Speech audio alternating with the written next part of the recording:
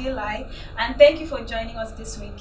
My name is Roberta, and I'm a big fan of tmak, and I've been watching this show every week. If you have been following the show like I do, you will recall that last week tmak promised to share his own personal life experiences as regards vision, mission, and passion. So when I got that, I got very interested, and so I rushed down to the studio to have a chat with him about that.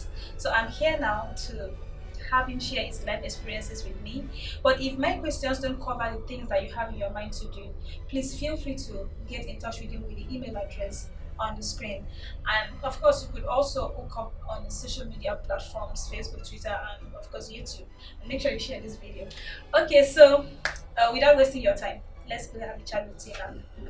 Hi Timak, so good to be here.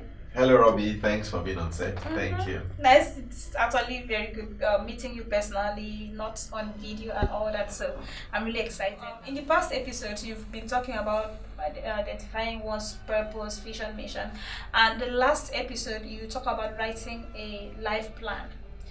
And you made a promise to share your own personal life experiences with us on the show, which is why I had to run to this place. So, how did all this start off for you? Well, thanks again, Robbie. For me, I actually didn't do this because I wanted to. Okay. I did it because I had to. Wow. The biggest catalyst for me was the death of my father when I was 9. Wow. And before he died, I was a very well-sheltered boy. But after his death, things became really rough. And I remember that going to school, I was in primary school then, getting to secondary school, there was hardly any term in which I wasn't chased out of exams simply because my mom couldn't afford to pay the school fees. And I think it was 15 naira then. So I needed something to keep me going. I was practically gasping for breath. And without knowing what it was, even though many of the things I was doing then have now been affirmed by different literature and scholars, for me, the hope of being able to achieve something to chase, was the beginning of my being deliberate with the way I was living my life. Okay. Wow. So I wrote a couple of things down. In your past episode, you talk about identifying one's talent and gifts, which you call tags. So in that episode, you sort of talk about how powerful a purpose is and all that. Can you share your Yes. own life So experiences in on this that? journey, like I've shared in the past episode, in the center of this is discovering purpose.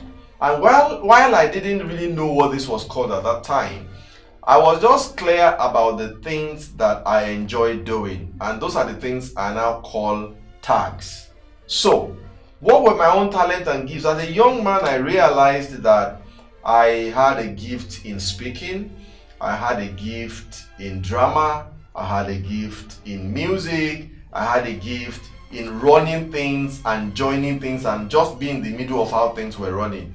And like I said, in the middle of the pressure of living as a young man with all the pressures of life, the only way I could keep and maintain my sanity was to give myself to all these things. So very early I picked up a musical instrument, very early I got involved with drama, and this gave me a sense of self-worth, and they formed the basis that led to the next thing which I was talking about in my past episodes, which had to do with setting a vision. Okay, so now it's actually I think we're really getting into knowing you. Your dad died. We know how that is a very big deal breaker in many Nigerian families. When your dad is dead, you're off balance and things are never the same. So at what point did all this lead to you defining your vision? So I actually didn't get, again, now I teach this thing in a structured manner, but I keep saying it wasn't like that for me. Okay. I didn't get to write a vision until I was out of the university and I was working. I was working for one of the major telcos at that time. And like I said, having identified my talent and gift, I realized that some of the possible combinations I could have at that point, because like I said, I was out of the university and I studied accounting, and I was working as an accountant. But because I had already realized that I had a gift in communication, so one of my options was to be a lecturer, and I really loved lecturing. Another one was to be a public speaker, but I needed a platform. Another one was to be a drama person or be a music person. But there I was as an employee of a big company with a lot of promise in terms of career. And at that time, I had the opportunity of going to school to go and study for a master's. So at that point, I had to stop and say, I could become a lecturer, I could become an accountant, I could also become a musician, I could also become a drama person. When I mixed everything together, I realized that at my core was a desire to be a subject matter expert.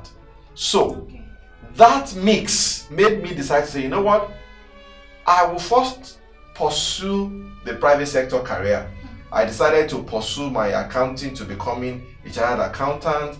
I decided to pursue to become as high as I could get in the private sector, and that after 20 years of being in the private sector, it was written 20 years, I would then find a way of going back to the academics, get a PhD, get whatever I need to do, so that when I get into classroom, it will not just be theory, there will be a lot of real hands-on experience behind it. That was the point where I realized that, wow, this is the power of vision. You've talked about how your talent and gifts made you divine your vision of this and that. So my question now is, did you write them down, and how did you follow it up? Yes, so they are actually written. I have these templates that I've been improving and optimizing for the last 10 years. Hope you will be able to share the template with us. I will share. Not only will I share, in this series there will be a classroom session where I take you to a whiteboard and I make that template come alive for you, so that when you get it, you know exactly how to complete it. It cannot be something you are keeping mentally. In subsequent edition, I will share this with you. Many of the things I wrote down, I actually forgot that I wrote them down. Wow. There is something powerful about creating a compelling vision for yourself. It seems to acquire a life of its own that many times it is when they happen, or when I'm just reviewing through the plan to see where am I, that I realize that things are actually playing out very close to the way they've defined it. But I see the producer tell you that we have to go. So I think it's a good time to pause. But next episode, I'm going to pick it from here, tell you what to expect in terms of what the life plan looks like, and share my personal journey with you in some more specifics in a manner that I hope it adds some value to you. Wow, it's been quite a lot of knowledge sharing. Thank you very much for this section, even though the producer is doing fingers and all sort of signs for us to stop. We're just going to hijack the producer next week. Thank you for joining us this week. It's been an amazing time being here, both behind the scene and in front of the scene, and you've been able to learn a few things from what is explained, and I'm not letting you go. Next week I'm going to come back here again, and we will be here talking about other things we couldn't cover. And this is a good time for you to send those questions that you have in your mind, so you could also answer your questions to next week on the next episode. Thank you for watching. If you're watching on YouTube, click on that button there, subscribe. If you're watching on your Facebook, anyway, please share it with your friend. You may never know, a lot of people out there need this kind of motivation. Thank you for watching. Until next week when I'll be here again. Bye bye.